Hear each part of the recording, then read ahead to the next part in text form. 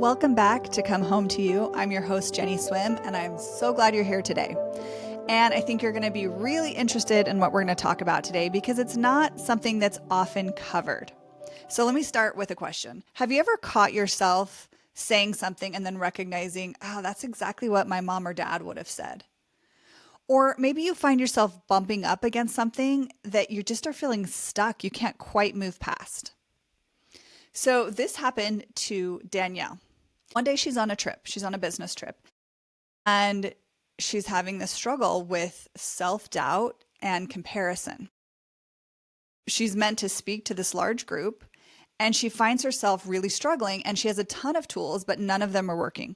So she calls me up and says, can we, process through this? Can you help me process through this? I've used all my tools and I still don't feel better. So as we talked, first of all, she identified this root problem, right? I'm comparing myself. I'm feeling self-doubt. I asked her to list out some of the negative self-talk that was underneath those feelings she was experiencing. She paused and she kind of dropped into this instinctive place. And she started to say the following: I'm bad. I'm too much for people. I can't trust myself. Now, if you knew Danielle, you would know that none of those descriptions of her are correct. To me, it was very apparent knowing her and working with her for several years. In fact, in many ways, she was the opposite. But for her in this moment, they were very, very real. So where was that coming from? As we explored, something clicked for her. And she said, wait, these aren't my beliefs. These are my mom's beliefs. She felt this way about herself. That's the heart of today's episode. Today, we're going to talk about family generational patterns and how they might be showing up for us in ways that are a little bit sneaky because they feel really natural and normal to us. It feels like our own emotion or our own behavioral pattern, but really, it's a generational pattern. Sometimes we wrestle with beliefs and patterns that didn't even start with us. They were passed down through family systems and even generational inheritance. When we recognize them, we have more power to loosen their grip and choose differently. So what happened to Danielle? Once she recognized that these were her mom's beliefs, she was able to step back, distance herself, and recognize what was true. None of these are real. None of these are true for me. I can now walk forward in the truth of what I know. I'm well prepared. I can trust myself. I'm not too much. I've been invited to share these things with others, and I'm ready to move forward. Today, we're going to dive into family generational patterns and why we might want to pay attention to them, especially if we find ourselves repeating patterns in our lives or feeling stuck. Now, I'm a coach and not a therapist, as you know, and today's podcast is not intended to surface trauma. However, what I hope you will take away is to pay attention to what is with you now and to understand that recognizing some of these family generational patterns can be a helpful resource for self-analysis. If you follow this podcast, you know that episode 4 talked about unlocking change. Your nervous system holds the key. And I also recommend, if you're feeling stuck, if you're trying to change something or you're just kind of cycling in an area in your life, that you may want to go check that out and pay attention to your nervous system. You may consider going back to listen to that episode. But today we're going to talk about another part of that stuck pattern that can really help us maybe uncover and move forward in our life. Family generational patterns. Here's the bigger picture. We all live in this tension. We're individuals on one hand. We have our own dreams, our own ideas, our own needs, our own values, but we're also part of this bigger system, this family. It's something larger than ourselves, and it lends support, identity, and purpose that's beyond our own individual capacity. And what we do here as individuals affects the whole family structure. A Harvard Business Review article titled Family Ghosts in the Executive Suite by Deborah Ancona and Dennis N.T. Perkins explained it this way. Quote, "A system is a set of dynamically connected elements. If you do something to any one of those elements, the others are also affected. Families are systems, and their members are dynamically connected too. What any one person does in the family does affect everybody else." So a lot more research is now being done in how are these family systems affecting us and how might we apply them, whether we're an executive, whether in our professional life, our personal life, how might we take this information and apply it? I like to think of this like our human body. If we take your knee, for example, on its own, it's this brilliant hinge joint, and it's actually quite complex. I'm not a doctor, but there's muscles and there's cartilage and there's ligaments and there's bones, and they're all working together to bend and straighten. But if you take the knee in the context of the entire body, it's even more remarkable because that knee serves this function in the entire system to let you jump and dance and sit and stand and even be stable on your feet. And as many of you probably know, if your knee is in pain, the whole body is affected. The entire system is affected. And families are like that too.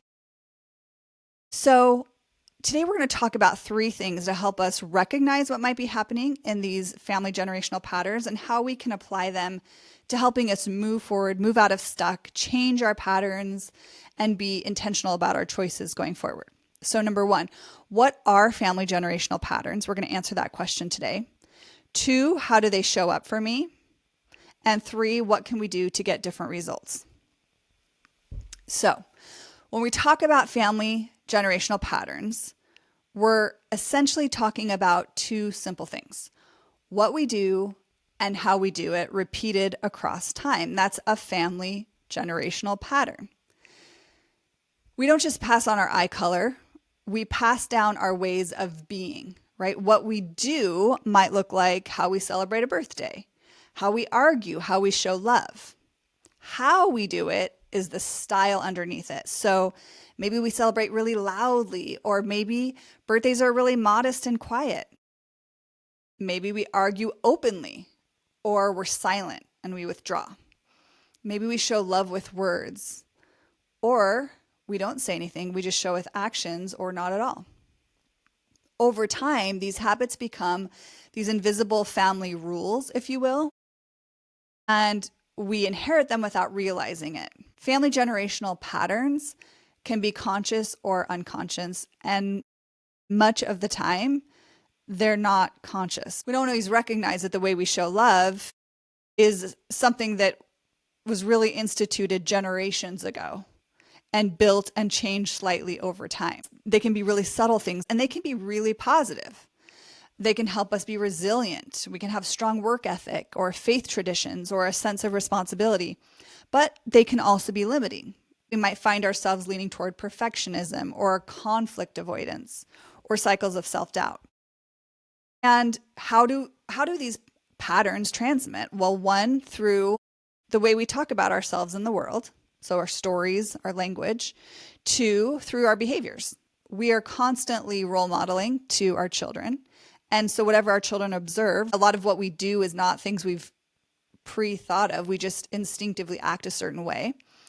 And so what our children see us do is a way we pass it on.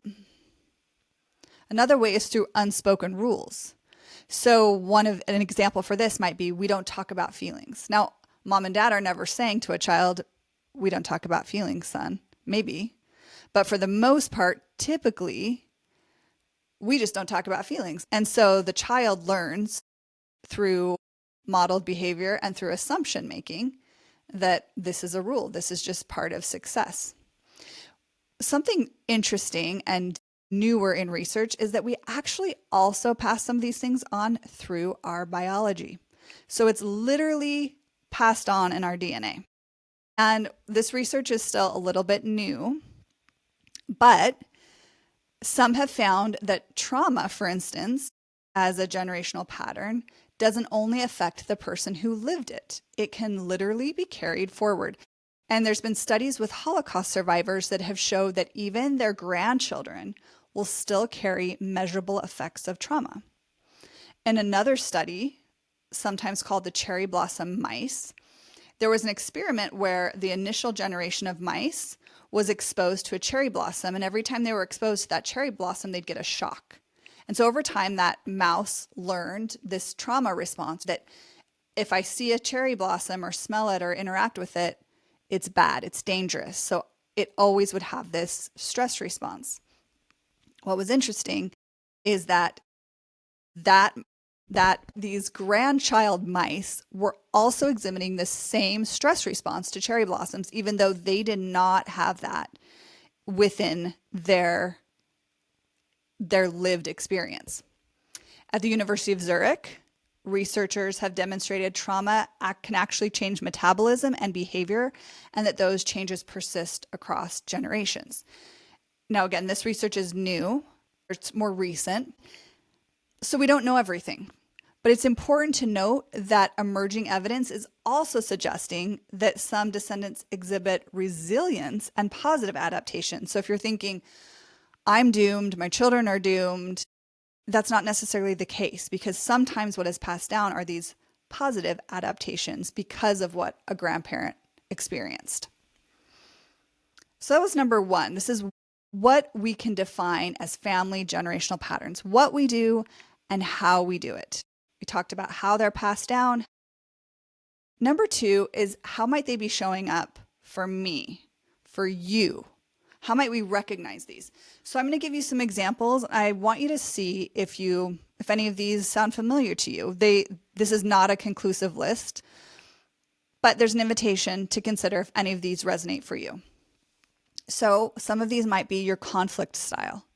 Maybe you avoid conflict because it was dangerous to disagree in your family.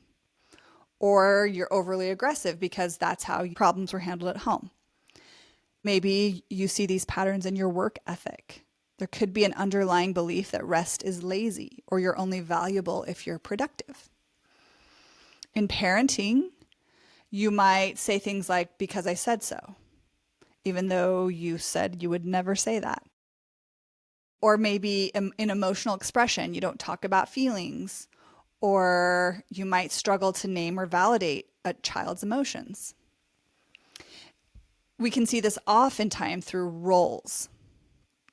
Maybe a child is a fixer, and another one is the responsible one, and another one is the black sheep, and the other one is the comedian. Oftentimes these roles will show up in our workplace. They'll show up in our marriage. They'll show up with our friends. We might see these patterns show up in our self-worth, believing we're too much, like Danielle, or that we're not enough, without knowing why, with not having there's no data that points to that. Maybe with the way we handle money, we might feel like there's never enough. Perhaps our grandparent lived through the Great Depression, and there is this tendency to believe there's not enough. There's scarcity. We need to always hold on to things. Maybe in your relationships with love, that you are attracting similar partners to what you saw in your own home, even if it wasn't healthy.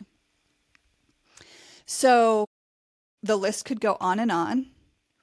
The key is that these patterns are sneaky because they feel normal. And once you see them, you can ask again, is this inherited or is this my choice? Okay, so number 3, if we notice some of these things, if we recognize there is a pattern that's happening, I don't speak up for myself, or I'm avoiding conflict, or I'm in an unhealthy health pattern, right? There's an addiction happening, or I'm sabotaging my body. I'm not treating my body well. And you recognize there's a pattern here, something's going on. What do I do? Simply put, the answer is pay attention. So if you've recognized that pattern, you can ask that question, is this inherited or chosen? If we go back to Danielle's example, she noticed something in her emotions and her thoughts, right? She kept having this thought that I'm not as good as them. There's some sort of comparison happening. And then she felt this emotion of self-doubt and was cycling in her thoughts with that self-doubt. Maybe you notice a pattern coming up for you. But when you recognize that tendency and ask, is this inherited or chosen? Typically, once you recognize if it is inherited or even if it's chosen, you have more power to act and to take the next step because you realize, hey, this is mine. This came from this experience in my life, and I need to uncover this and move forward. I need to unpack what is here and move to a healthy resolution. And if it's inherited, you may ask yourself questions like, where could this have come from? Who in my generational line may have experienced something like this? What is important for me to understand or to acknowledge about that experience that can help loosen its grip on my life? Now, there's an important invitation here, and that is to have compassionate curiosity. Because the truth is that most patterns that we hold on to in these family generations really originated as ways to survive, to belong, or to protect ourselves and our families. For example, a grandparent who maybe was a farmer, they farmed for their livelihood. They may have passed down this idea that we have to work all the time to survive. What happens is that the brain encodes safety or survival more than it does truth. Again, our body's constantly trying to keep us safe, as I've talked about on this podcast over and over again. And if a behavior kept someone safe once, even generations ago, the nervous system still holds on to it as if it's essential, as if it's true, as if it's needed, even though sometimes we're living in a completely different situation. It's easy when we have a struggle in our life to play the blame game, right? To be like, this was my mom's fault, whomever it might be. And the truth is, this is the story of how we learn to survive. My mom's experience or my dad's experience is probably shaped by their parents and their parents' parents, right? We are a very interconnected, complex organism. And we learn to survive and to adapt and to belong. And when we see these patterns through compassion, it helps us loosen them and address them without shame. This is when we can move on to tools, actual things we can do. So let's recap that. 1, we recognize the pattern, a thought, a behavior, an emotion, a role. 2, we ask, is this inherited or chosen? 3, we acknowledge, what do I need to validate or recognize with compassionate curiosity? And then 4, we choose the way forward. So we notice with Danielle, when she could recognize this was her mom's beliefs and separate herself a little bit, she was then able to recognize the truth. No, I'm enough. I can do this. I'm ready to do this. I'm prepared. And she could then reinforce that confidence as she was able to deliver her message in a way that was pleasing to her. Like Elizabeth Berg said, quote, "You are born into your family and your family is born into you. No returns, no exchanges," end of quote. We are part of each other. And while that can sometimes feel overwhelming or frustrating or worrisome even, we all have different family backgrounds, and I'm sensitive to that. And it's okay if yours wasn't what you expected or wanted or was hard for you, to grieve that, to process that, and to get help with that. We are individuals, yet we live in these family systems and we do affect each other. These family generational patterns are what we do and how we do them. They show up through our thoughts, our beliefs, our behaviors, our roles, our emotions. And if we want to shift things to get different results, we first recognize the pattern. We examine the situation, whatever might be repeating itself or whatever might be sticking for us. We recognize, we ask, is this inherited or chosen? We acknowledge what needs to be acknowledged, what needs to be seen here. And we choose the path forward. What's that very next step I can take to recognize what is real and true for me now and this time in my life? in the decade that I've been coaching, I've noticed a really interesting pattern. When an individual changes, those in their family system are affected, both forwards and backwards. I don't know all the reasons why this works, but I have watched it with my own eyes over and over again. So wherever you're at in your journey with your family generational patterns, here's to having curious compassion with yourself and with those who've gone before you.